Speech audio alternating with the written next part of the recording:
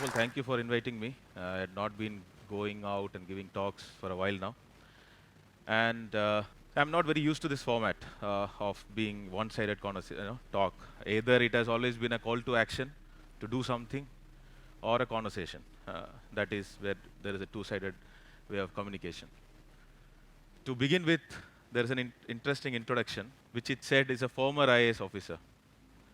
But I would rather describe myself right now as a resignation aspirant. So it has been 4.5 years. Resignation is still not accepted. So, so I think it takes around a couple of years to get in, but it's been a longer time to get out. So that's my current status, and I won't be able to tell you how to succeed, how to be an achiever, what to do, what not to do. It's very difficult for me because I'm myself figuring things out all the while throughout my journey. What I have been conscious about is to be true to oneself and true to your own thoughts. The hypocrisy between your own thoughts and your own action is the worst kind of hypocrisy. Your own words and your own thoughts. Your own actions and your own thoughts. I think at least that part, I am trying to be honest to myself and my thoughts and my conscience. Mirror, mirror, actually, Kanika was asking that, what are you going to say? So I said, I also don't know what to say. She said, just talk about your journey. Or what do you see when you see a mirror? Of course, all that I see, aging hair, gray hairs and nothing more. It's slowly increasing. And also a question that, you have taken decisions in your life without worrying about consequences.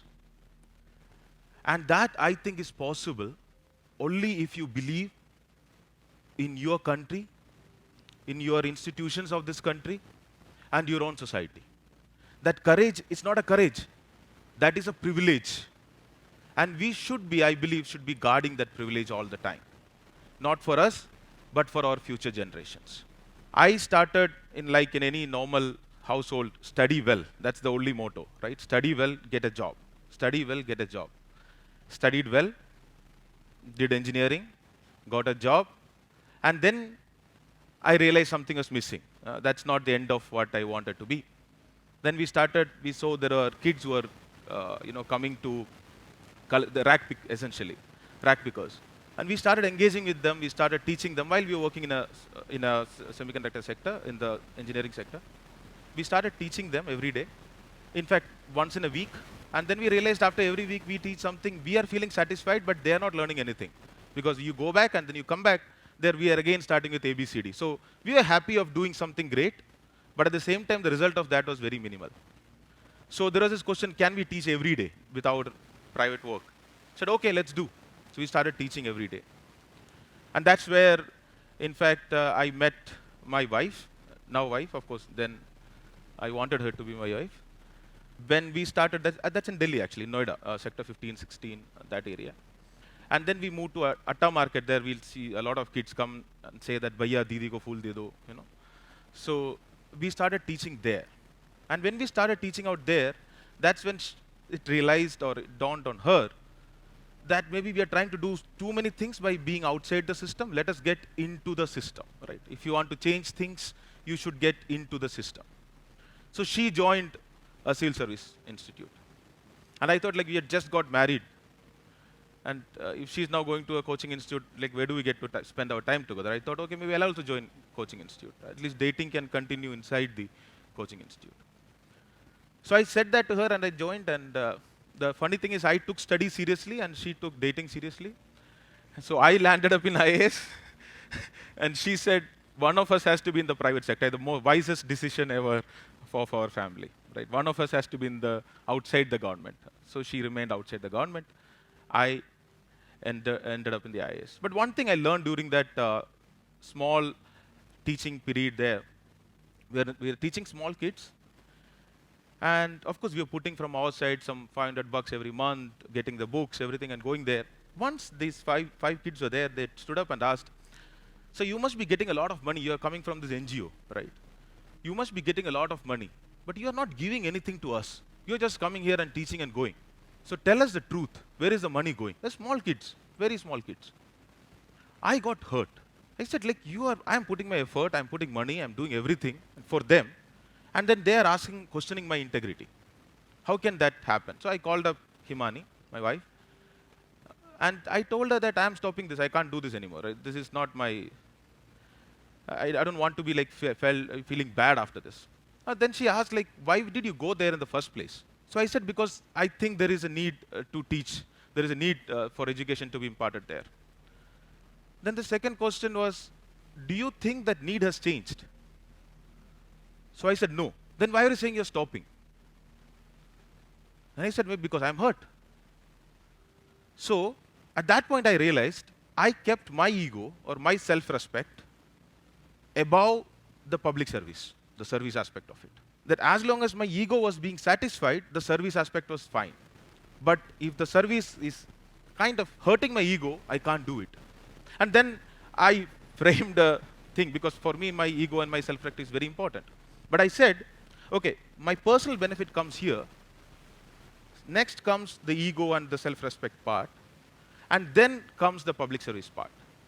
So if there is any time a question between service for others, right? Anything that good can happen to others, and your own ego, I told myself that I should choose the good of the others, not my ego.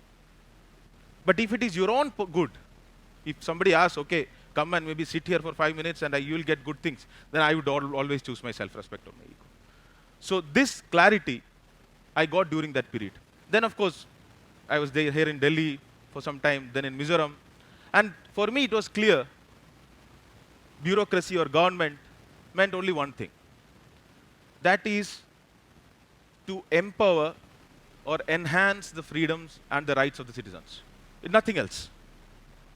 If each person in India gets his or her due position as a citizen, I'm 100% sure India will get its position in the world stage.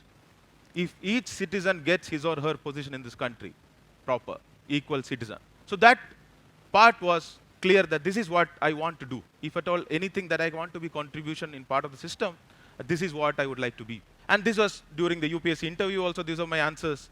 And especially when I went to Mizoram. So I learned a little bit of Mizo. There are a lot of stories from Mizoram. But one thing that I don't know many of you may know or may not know is that we had a long insurgency period in Mizoram. And we have bombed, we have had brutal incidents of anti-insurgency operations in Mizoram. One of the tasks there as a collector was that you go and assess what are the area that army occupied during that period, and you pay compensation to those the people who are there, whose land was occupied. And none of them had papers because most of the villages were burnt and repopulated or resettled along the highways. Right. Many of us may not know the story because it is not covered. Then, so at this point in time we are going and I'm talking to people. So there was one lady who came up and said, you know, like she showed some part of her body and said, is there any compensation that I can get? And that was not a rhetorical or a question. That was a very honest question. That can we at least get some money for what happened to me? Because she didn't own any land. So I told, out of my naivety or out of my confidence in my own country, my own constitution, my own institutions, that this happened in the 80s or 70s. This will not happen. This blatant violation of rights will not happen in the India of 2000s and 2010s and 20s. I had that confidence. I believed in it.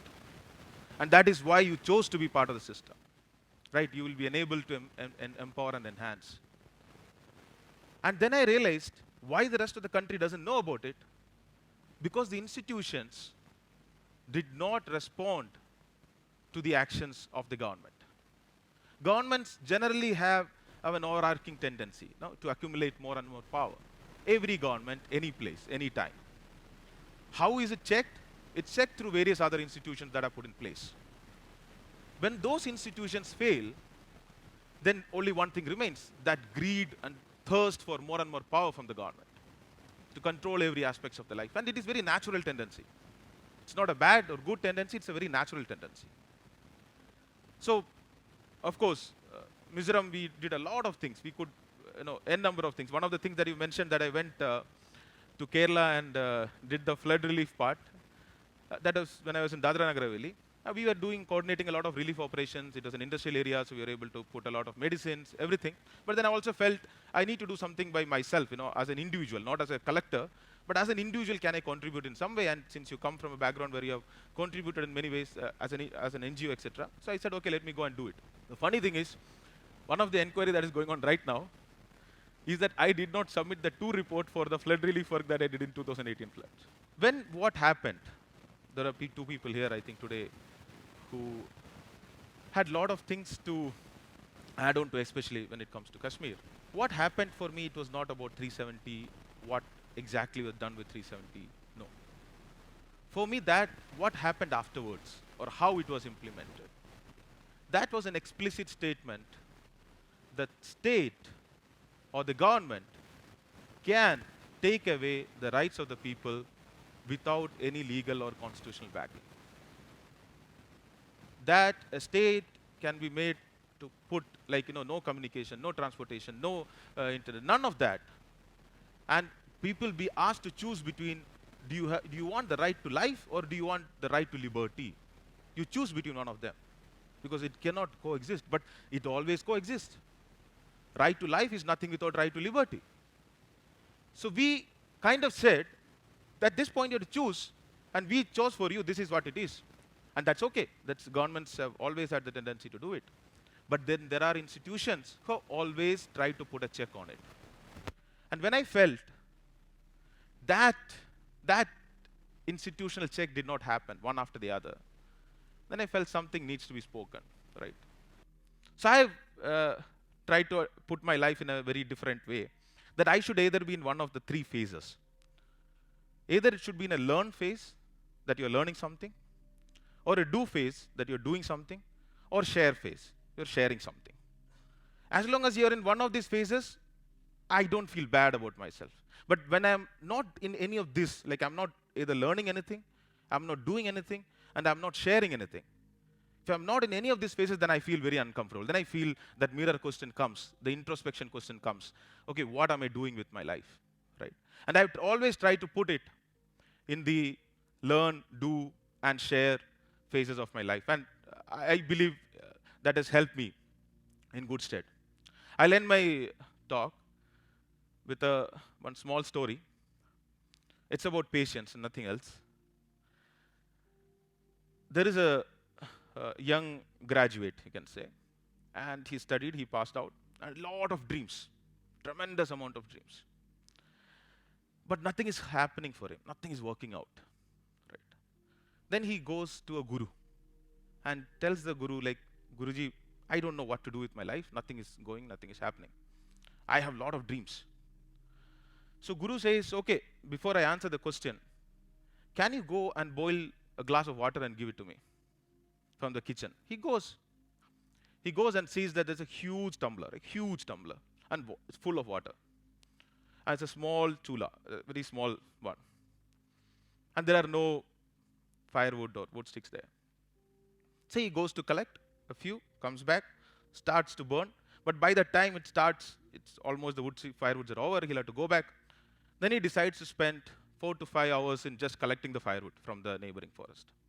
Comes back, then he boils the water, the whole tumbler. After that, he gives one glass of boiled water to the guru. So the guru said, I asked you for 1 glass of boiled water.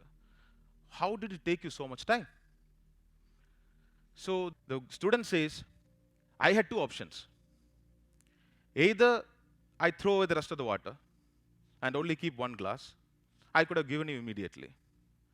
Or I collect enough firewood so that I can boil the entire water and give 1 glass of it from you. I chose the second one.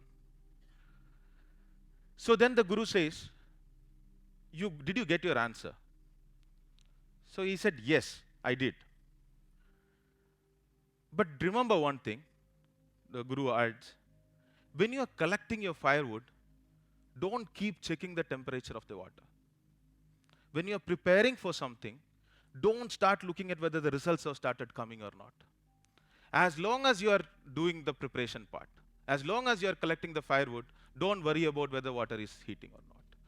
And I wish you all the very best. Thank you once again for inviting me. Thank you.